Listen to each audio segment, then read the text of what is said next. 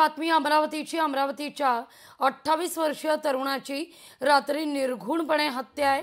बडनेरामधील जुन्या वस्तीत तरुणाची हत्या करण्यात आली आहे। आरोपींना अटक करण्याची नागरिकांची मागणी आहे।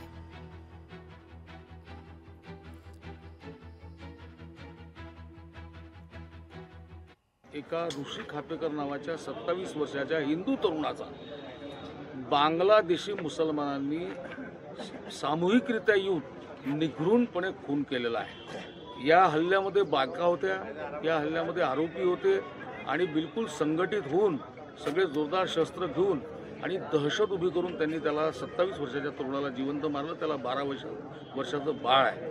बडनेरामध्ये ही संघटित गुन्हेगारी आता या बांगलादेशी मुसलमानांनी सुरू केलेली आहे। रजानगर, चमननगरच्या मागचा भाग, अलमासनगरच्या मागचा भाग, या सगळ्या भागांमध्ये बांगलादेशी मुसलमान मोठ्या संख्येमध्ये आलेले आहे। जे सगळे आरोपी होते ते सगळे इथे आणून त्यांच्यावर गंभीर सगळे खुनाचे गुन्हे जर दाखल झाले नाही तर आम्ही पोलीस ठाणा सोडणार नाही। एक माणूस आला, त्याने डायरेक्ट चाकू काढला आणि जवळ धावत केला, वीट फेकून मारली। त्याच्यानंतर तू पलटला तिकडनं, त्याला वाटलं लेकरं असं वरतं म्हणून त्याने खाली पडला, वीट मारल्यावर लाकूड फेकून मारलं आणि ते खाली पडल्याबरोबर चाकू मारले 4-5 जणांना।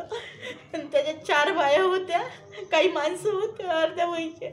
आम्हाला न्याय पाहिजे, बाकी काही। या सगळ्या प्रकरणी आता 3 आरोपींना अटक करण्यात आली आहे। भाजपचे नेते अनिल बोंडे हे देखील बडनेरा पोलीस स्टेशनमध्ये रात्री उशिरा दाखल झालेले होते। सगळ्या आरोपींना अटक होईपर्यंत या ठिकाणी पार्थिवावर अंत्यसंस्कार होणार नाहीत अशी भूमिका घेण्यात येते। ऋषिकेश खापेकर जो डीमार्ट मध्ये काम करत होता, ज्याला 12 दिवसाच्या अगोदर लहान मुलगा झाला, त्या 28 वर्षाच्या युवकाचा 8 मुस्लिम आणि 4 मुस्लिम स्त्रिया आणि त्याच्यासोबत त्यांचे चिल्लेपाल्ले येऊन त्याच्या घरात जाऊन त्याच्यावर हल्ला केला, चाकूनी मारलं आणि मुलगा तिथल्या तिथे मरण पावला। जोपर्यंत सगळेच्या सगळे गुन्हेगार अटक होत नाही तोपर्यंत अंत्यसंस्कार त्या मुलावर करायचे। अंत्यसंस्कार तेव्हाच होतील जेव्हा सगळे आरोपी इथे आणून बसवले जातील। आरोपी शेख तौफिक हा जो आहे आणि त्याच्याबरोबर जो वाद झालेला होता ते तिघही जुवेनाईल आरोपी आहेत। ते जुवेनाईल जे आहेत ते जाऊन त्यांनी त्यांच्या मयत जो आहे त्याला त्याच्या तिथे जाऊन रिक्षामधून जाऊन चाकूने हल्ला करून त्याला खून केलेला आहे।